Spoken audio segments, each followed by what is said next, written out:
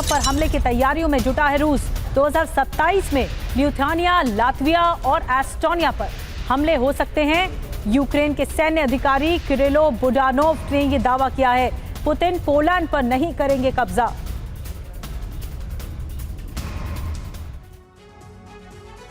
तो पुतिन लेंगे बदला। 2027 में यूरोप पर हमला। पुतिन के टारगेट पर एस्टोनिया, लातविया और लिथुआनिया जैसे देश हैं।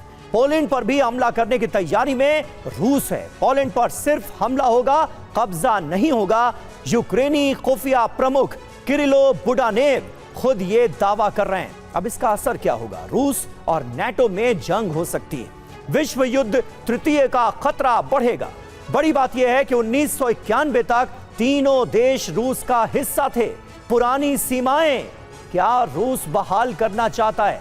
यह निश्चित तौर पर एक बड़ा सवाल है। दत्ता जी, क्या अब रूस विस्तारवाद की पॉलिसी पर आगे बढ़ता हुआ नजर आ रहा है? जंग की बुनियाद तो यह थी कि यूक्रेन नाटो का सदस्य ना बने, लेकिन मुझे लगता है बात उससे आगे निकल गई। देखिए समीर, ऐसा है, अगर आपने इंटरव्यू सुने हो पुतिन के अलग अलग समय में दिए गए इंटरव्यू और भी जो वेस्टर्न एनालिस्ट हैं, उन्होंने बोला रूस का कोई इरादा नहीं है नाटो के ऊपर हमला करने का, ना उसका कोई इरादा है विस्तारवाद करने का। अगर ये यूक्रेन वो हट ना छोड़ता या हट ना पकड़ता कि मैंने नाटो को ज्वाइन करना है और मैं उसका मेंबर बनूंगा, तो रूस इसके ऊपर हमला भी नहीं करता। आपको ध्यान हो, यूक्रेन ने डोनबास लुहांस्क के अंदर जो रशियन स्पीकिंग जनता थी उनके ऊपर बहुत अत्याचार करे। 4-5 साल से हजारों की तादाद में लोगों को मारा गया।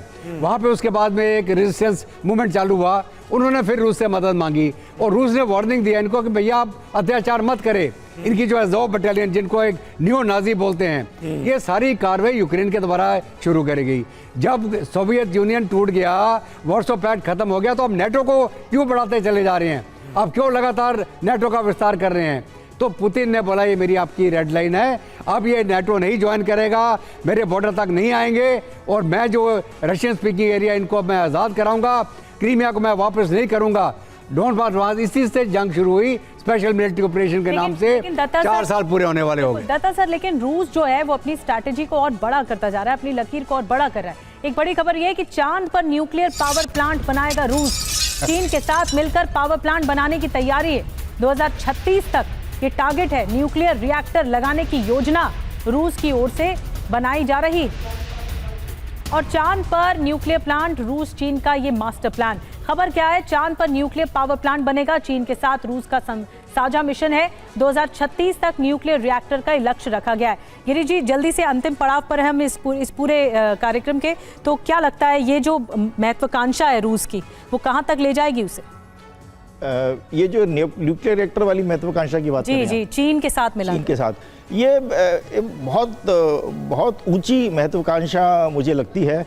अभी चांद पर अगर ये न्यूक्लियर रिएक्टर लगाना है तो मैन्ड मिशन होगा, और आपको पता है कि अभी मैन्ड मिशंस में चांद के ऊपर बहुत ज़्यादा सफलता चीन को नहीं मिली है।